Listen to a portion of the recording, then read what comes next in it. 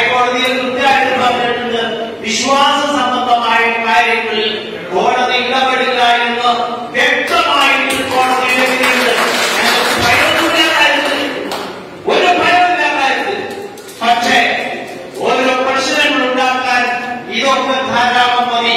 വിഭാഗീയത ആൻഡ്രൂസ് താരത്തിന്റെ മനസ്സിലുള്ള സത്താന്റെ പ്രലോഭനമാണത്.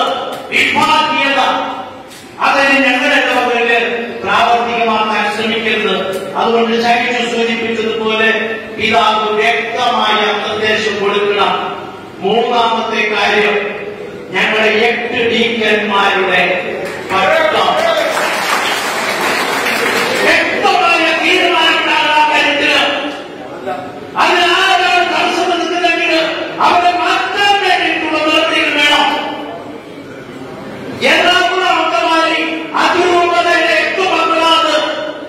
സിറോമല സഭയുടെ അല്ല, തൃശ്ശൂരിന്റെ അല്ല, ചങ്ങനാശ്ശേരിയുടെ അല്ല, ഞങ്ങളുടെ മക്കളാ.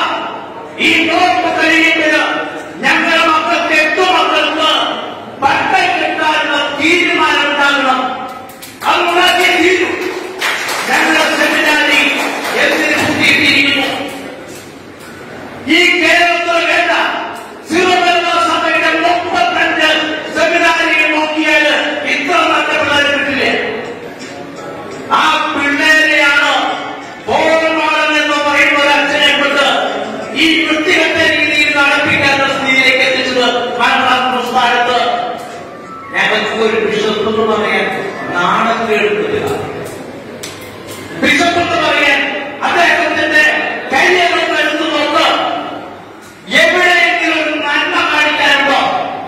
അധികാരത്തിന് വേണ്ടി എന്ത് തറവേലയും ചെയ്യുന്ന ആൻഡ്രൂസ് താരത്ത് അങ്ങേക്ക് നിൽക്കുന്ന തട്ടിൽ പിതാവിന്റെ എലക്ഷൻ വരെ ഉദാഹരണം.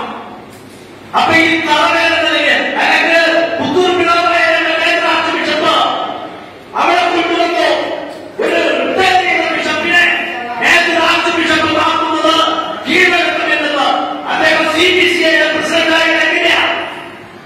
അന്ന് തന്നെ 80 വയസ്സായ പ്രസിഡന്റ് ഉണ്ടായെങ്കിൽ പുതിയൊരു നിയമം കൊണ്ടുവന്നു.